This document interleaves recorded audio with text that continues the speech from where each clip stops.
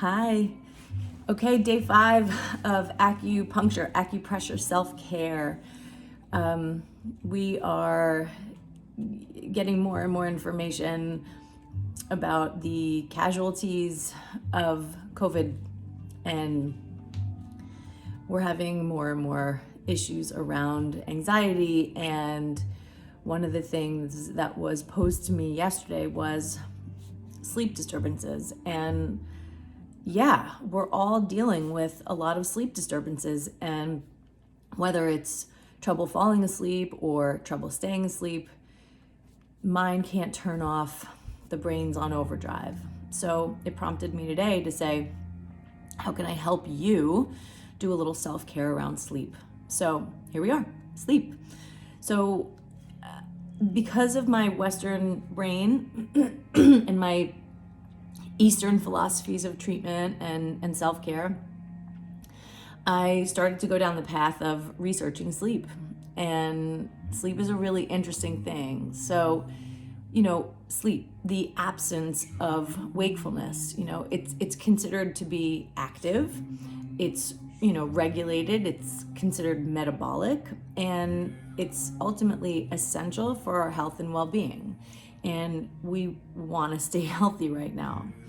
So the physiology around sleep is that there's certain neurochemicals that make up what's known as the arousal system. And the specific neurochemicals that keep us aroused are things like serotonin, your happy hormone, and dopamine and histamine. And these are all important chemicals to give us, life during the day. It gives us this arousal, this ability to move around and not be, super tired and super sleepy. So sleep, however, suppresses those specific neurochemicals. And as we know, there's 2 types of sleep, right? There's active sleep, or active dreaming, which is rapid eye movement. And there's a non-rapid eye movement sleep. And these 2 switch off throughout the night. And that makes up our natural sleep cycle throughout the night. Now, it's interesting because there's different levels of hormones that correlate to this on and off dreaming, sleeping, circadian rhythm, if you will.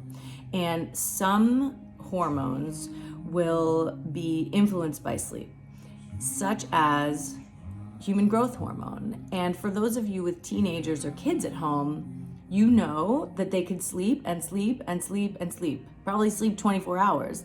And the reason for that is because growth hormone is most active during that time. So they need their sleep, right? Just like we need our sleep when we're not feeling well. We need to sleep because it modulates the immune system. So the immune system gets supported through sleep. So if you're not sleeping, you're actually suppressing your immune function. Thyroid stimulating hormone is another one that's stimulated by sleep. And for those of you that might have any thyroid dysfunction or disharmonies, you might want to check and see what's going on with your sleep habits, right? So upon my research, I found that in 2019, there was a published study done through the nutrition, and it was sleep and nutrition interactions. And I found it really interesting that there was something called chrononutrition. And chrononutrition is being able to utilize food and nutrition and how it affects your circadian rhythm. So really the timing of food and your food combinations and how they affect your sleep-wake cycle. So food, as we know, can actually influence those neurochemicals that I was just talking about, the serotonin, the dopamine, and one of the most important things it can affect is what's known as tryptophan. And tryptophan affects both serotonin and melatonin. So for those of you that take melatonin at night and it's not working anymore, you might want to roll it back and take something that's a precursor to the melatonin, and that's tryptophan. One of the most common things that tryptophan is found in is whey protein. So you might want to make a whey protein smoothie before you go to bed at night. It's an option. For those of you that are vegetarian, there's things like, pumpkin seeds, green leafy vegetables, beans, peanuts, for those of you that can tolerate peanuts. And one of the things that's really important that I found in my research is tart cherry juice.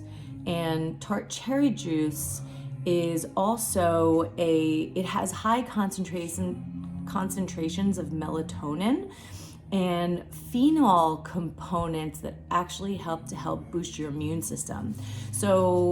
And it's also great for lowering your core temperature. Your core temperature needs to be lower before you go to bed at night. If you go to bed hot or you run hot already, it means that in Chinese medicine that your yang is too high. We talk in opposites, yin, yang. Yang is extroverted, daytime, excited movement. Yin is relaxed and calm. So the point that I'm going to talk about today is called Anmian, and it's known as the peaceful sleep point. And it is found right here behind the lobe of the ear, right? So it's found back here, the peaceful sleep point. And what I'm gonna teach you, Dr. Andrew Weil, created a breathing technique he calls the 4-7-8. And it's 4 seconds of breath in, hold for 7 seconds, release the breath for 8. So it might be interesting to do hold and stimulate the Anmian point as your breath in for 4 seconds, hold for 7 seconds, breath out for 8 seconds. And that could stimulate, you're doing a little self-care to help yourself get to bed at night. So here's my suggestions. 1, chrononutrition. Think about what you're eating about an hour to 3 hours before you go to bed at night, right? Nothing heavy, nothing damp, no ice cream, no cookies, no sugar, right? All of that is gonna shift and create more energy in your body. We want to dampen the energy. So you might want to consider cooling foods. Cooling foods include cucumbers, watermelon, the tart cherry juice, right? So taking a capful of tart cherry juice in cool water about an hour before bed will lower that core body temperature. Power down your electrical devices. You don't want to be surrounded by electromagnetic or electrical frequencies before bed. Make your room dark. There's an interesting study that cows that are milked at night produce more melatonin in their milk than those that are produced in the daylight. So yes, sunshine and moonlight affect your melatonin levels. So make sure your room is dark. Another thing you might want to think about doing is taking a hot bath with Epsom salt. Epsom salt is natural magnesium sulfate, and magnesium supports your sleep and it relaxes your muscle tissue and it relaxes your whole internal system. The 4-7-8 breathing while doing the Anmian point. And another thing is to do a meditation while you're working on the Anmian point. I use a beautiful free app called Insight Timer, and I often listen to Yoga Nidra. Yoga Nidra is a way of enhancing your sleep and relaxing your body and putting yourself into a very deep state. So here's my suggestions for the day. I hope that you all have a great Tuesday. Power down the media if you can. Do some relaxation. You've got 5 acupuncture points under your belt right now for lung, for anxiety, for sinus congestion, and now you got something for sleep. So here's to a peaceful sleep, Anmian, and have a beautiful Tuesday. At least the sun is shining here in New York, so that's always a good thing. Have a great day.